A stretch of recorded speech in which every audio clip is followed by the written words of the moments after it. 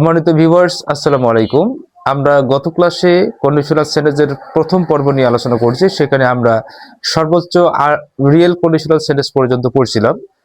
আজকে আমাদের যে পার্টের আলোচনা সেটা হচ্ছে আনরিয়েল কন্ডিশনাল সেন্টেন্স।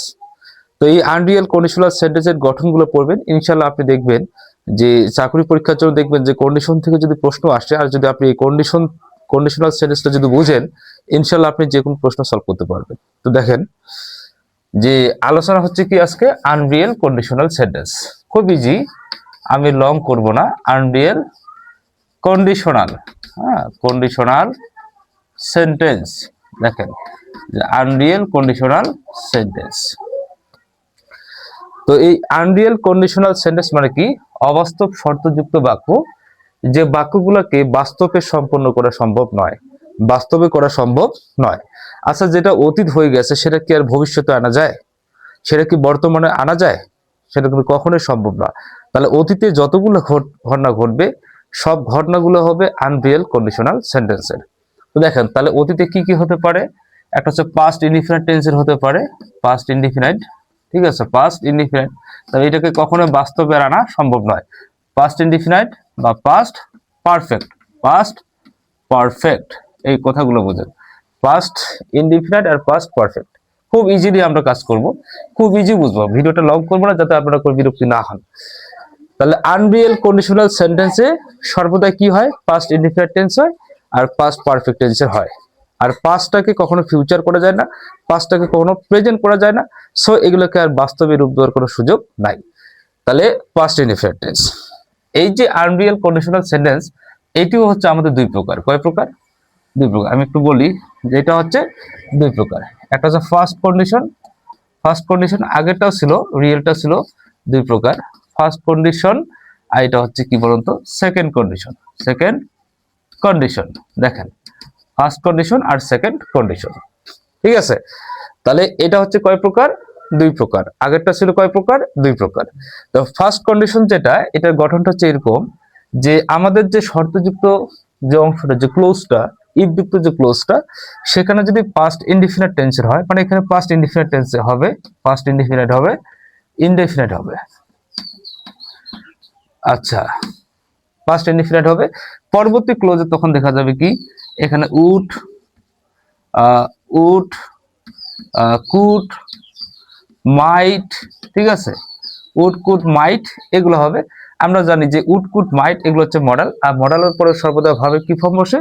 ভাবের বেস ফর্ম বসে, ভাবের বেস ফর্ম বসে। তো দেখেন যে ফার্স্ট কন্ডিশন যেটা, আনরিয়েল কন্ডিশনের ফার্স্ট কন্ডিশন যেটা, এখানে যে ইফ যুক্ত যে ক্লোজটা আছে, শর্তযুক্ত যে ক্লোজটা রয়েছে, সেই ক্লোজের মধ্যে পাস্ট ইনডিফিনিট টেন্সের হবে, এবং আমাদের রেজাল্ট যে ক্লোজটা থাকে সেই ক্লোজটাতে আমাদের ভার্বের আগে উড কুড মাইট এগুলো বসাতে হবে।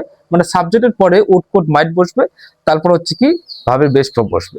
ফর এক্সাম্পল, যেমন দেখো, ইফ ইউ কেম, দেখেন ইফ ইউ কেম, কেম হচ্ছে কামের পাস্ট ফর্ম।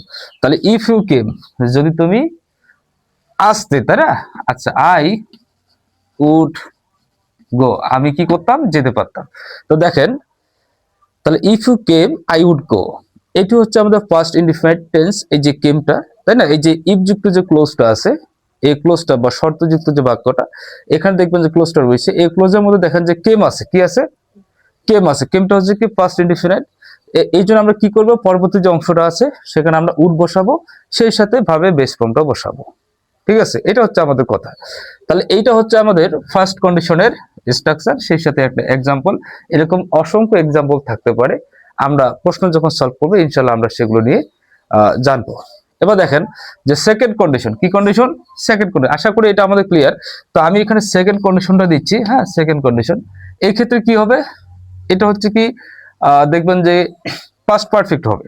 পাস্ট, যেহেতু পাস্ট পারফেক্ট নিয়ে আলোচনা, তাহলে past indefinite past perfect, already আমরা পাস্ট ইনডিফিনিট পড়ছি, তাই না? পাস্ট ইনডিফিনিট, এই যে পাস্ট ইনডিফিনিট পড়লাম, এখন পাস্ট পারফেক্ট যদি হয় তাহলে পাস্ট পারফেক্ট হবে ইফ যুক্ত ক্লোজে, পাস্ট পারফেক্ট, পাস্ট পারফেক্ট, একটু ভালো করে বলছিলাম, পাস্ট পারফেক্ট হবে। এই পরবর্তী যে অংশটা আছে সেখানে সাবজেক্টের পরে উড, ঠিক আছে, অথবা কুড, অথবা মাইট, ওকে, উড কুড মাইট প্লাস, ওকে, এখানে হ্যাভ যুক্ত হবে, কি হবে? হ্যাভ হবে সেই সাথে ভার্বের কি হবে, V3 ফর্ম বা পার্টিসিপাল ফর্ম হবে, পাস্ট পার্টিসিপাল ফর্ম হবে। তো এইটা হচ্ছে আমাদের আনরিয়েল কন্ডিশনের সেকেন্ড যে কন্ডিশন যেটা। আচ্ছা তাহলে একটা এক্সাম্পল দেই, যেমন ইফ ইউ হ্যাড, তাই না, ইফ ইউ হ্যাড কাম, এটা দিচ্ছি ইফ ইউ হ্যাড কাম, তাহলে আই উড হ্যাভ গন। দেখেন তাহলে if you had come, if you had come I would have gone, তাই না। তা দেখেন এখানে হ্যাড কাম এটা হচ্ছে পাস্ট পারফেক্ট টেন্স, আর এইটা যেটা উড কুড মাইট এগুলোর পরে কি বসছে, হ্যাভ বসছে, সেই সাথে এটা কি V3 ফর্ম হয়েছে।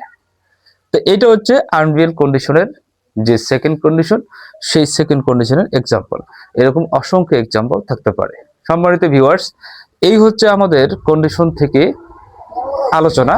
যদি ভিডিওটি আপনাদের সামান্যতম উপকারে আসে তাহলে অবশ্যই চ্যানেলটি সাবস্ক্রাইব করবেন অথবা ফেসবুক পেজটি ফলো দিবেন। সম্মানিত ভিউয়ার্স, এর পরবর্তী ক্লাসে আমরা কন্ডিশন থেকে বাংলাদেশের যতগুলো পরীক্ষা অনুষ্ঠিত হয়েছে, BCS বলেন, ব্যাংক বলেন, প্রাইমারি বলেন অথবা NTRC বলেন, সকল যে প্রশ্নগুলো আছে সব প্রশ্নের নির্ভুল উত্তর এবং ব্যাখ্যা সহকারে আমরা বুঝে বুঝে পড়ার চেষ্টা করব। আপনাদের সবাইকে আমন্ত্রণ রইল। আল্লাহ হাফেজ।